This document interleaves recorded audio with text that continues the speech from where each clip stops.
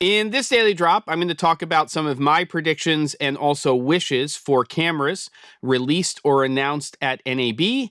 So let's go. Okay, here we are, and I am officially packed in terms of equipment for NAB. And today I just wanted to talk about some of my predictions, some of the things that I think might be coming out camera-wise at the show, some of my wishes, if they're not predictions. And I just want to say right off the bat, this is not based on rumors or NDAs or embargoes. This is purely speculation based on some of the things I've seen in terms of price drops and things happening recently. So I'm going to go in alphabetical order. Love to hear your viewpoints on this as well. Let's start with the big one, ARRI. Well, the big company, the one. And I'm going to say right off the bat, I don't think we're going to see any new cameras from ARRI at this show. It's always a possibility, but with the recent change with the base model of the Alexa 35 and what's going on at the company, meaning that there's been some restructuring, some upper management changes, so on and so forth. I think right now there's a focus from the company to take their portfolio of products right now and move forward with that. That doesn't mean the other part of ARRI, the lighting side, isn't going to have any announcements. That could always be the case. I'm not aware of anything, but I think if we see announcements, it's going to be in that space, in the lighting space, not in the camera space. I might be wrong, but that's my feelings. Okay, next, the letter B, Blackmagic Design. On Friday, April 4th at 8 a.m. Pacific time, Grant is going to do his annual, here's the rollout of all of our new products. And yes, I think we're going to see something camera related. I'm not aware of anything, but historically, this is the time that we usually see that. That's not always the case. It could be before IBC. But if they're going to release something, I think it's going to be on Friday morning. I don't think it's something we're going to see at the show. I think we're going to know about it going into the show. What would I like to see? I think I'd like to see an updated camera in terms of ergonomics and to a degree functionality. I think they have a great UI and stuff in the smaller form factor. So not the Pixis, but what originally was the true pocket camera from Blackmagic Design. And by the way, that sensor was pretty smagical on there. I'm actually just going to do something really quickly while I'm talking, which is turn off my phone because I don't want an alarm to go off. Number 3, C, Canon. I don't think, like ARRI, that we're going to be seeing any new camera announcements, nothing major from Canon at this particular show. I think that with the C400 and the C80, that they've sort of laid their current roadmap on the table. They're doing some stuff, obviously, in the mirrorless space, but I don't think we'll see an announcement. There could always be a surprise. What if we saw an R5C Mark II? Well, I think we'd be hearing about it, at least some murmurings rumor-wise. I haven't heard anything. But if we are going to see something in sort of a hybrid cinema camera, that would be the camera that I would expect to see go to a Mark II. I don't know that that's really realistic at this particular show, but if anything, I think that's what we'll see. I don't think we'll see something above the C400. And again, I think that with their mirrorless lineup, the C80 and the C400, they have a pretty strong portfolio. I think Canon knows where to play in terms of where their cameras are. I'd be surprised if we see something above the C400 at this show. I'd kind of be surprised if we saw anything this year above the C400, but we'll see. And that's what I think about Canon. All right. D, DJI. Recent price drops on the Ronin 4D camera systems. I think we could see something new from them, and I'd love to see something new from DJI. And will it happen? I don't know, but I'd like to see a more conventional, quote unquote, camera from them.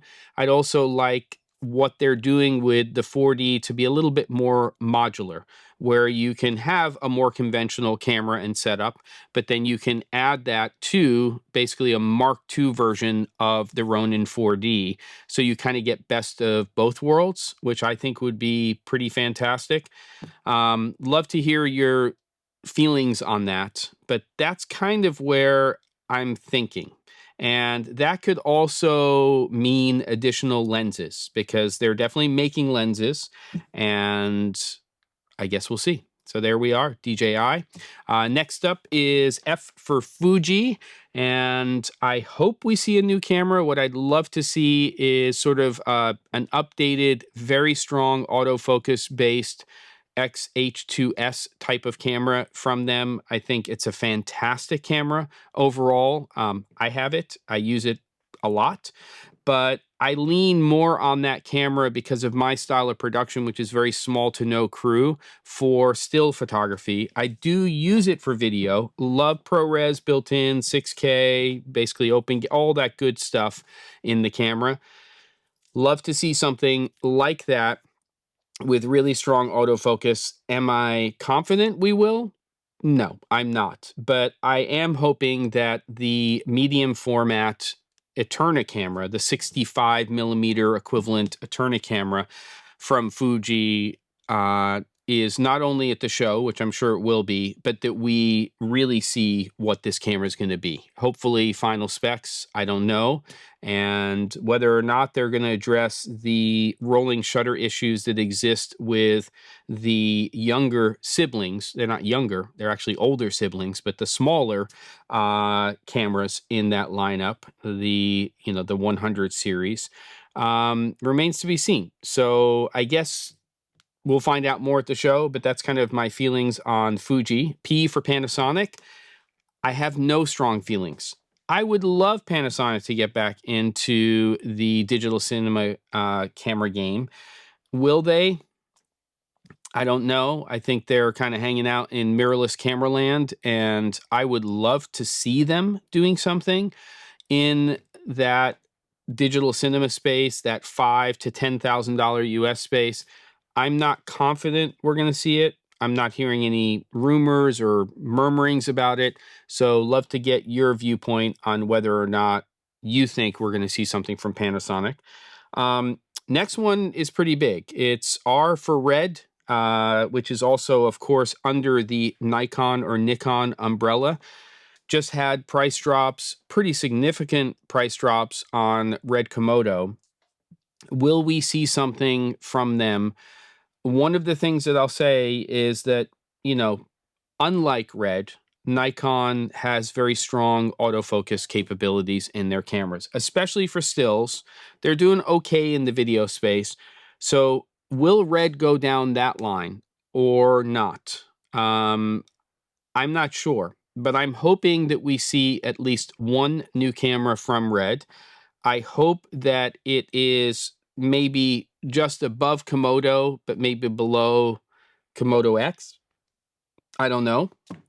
That's kind of a tight little price point space for them to be in. It'll be interesting to see. And let's not acknowledge the fact that, we're dealing with some things, especially here in the US, when it comes to, and this is not specific to Red or Nikon or Panasonic, it's applicable to all the companies. What's going to happen when it comes to tariffs? How are they going to affect what cameras cost, and also how the manufacturers think about all of that stuff? I don't know. That's sort of a moving target in terms of stuff, and it's just a little aside, so I'm digressing. Lastly, in terms of the major players, S for Sony. This one's a little bit of a head scratcher. We saw the discontinuation of the FX9. That's official. $300 price drops on the FX3 and FX30 just recently.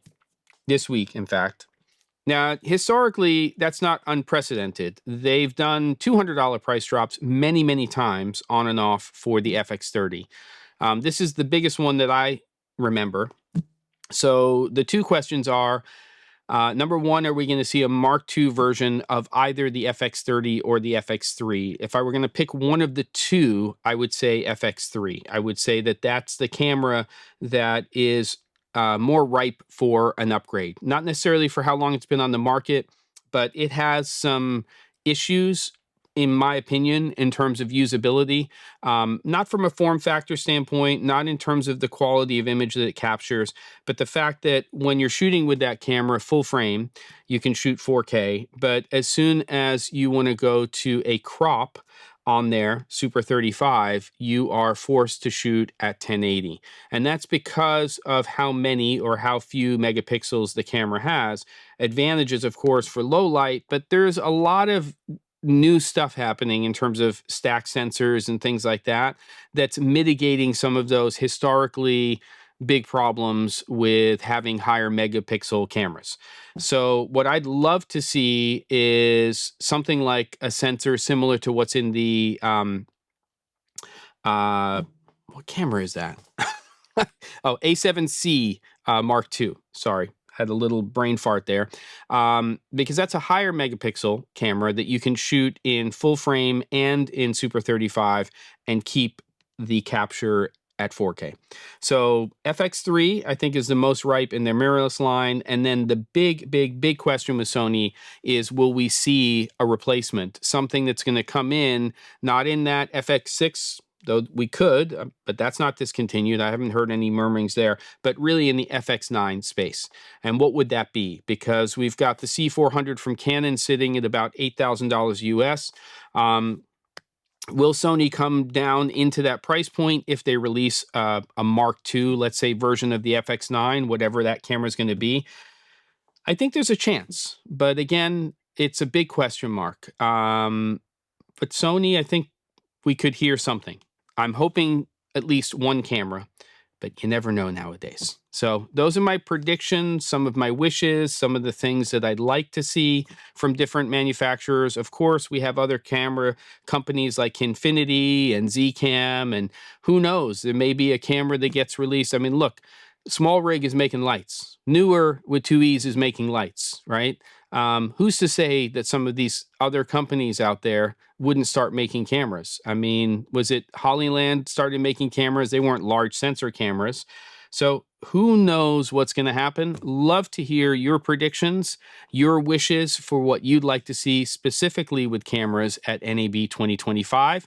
Don't forget to, and I'll see you on the next episode of The Daily Drop.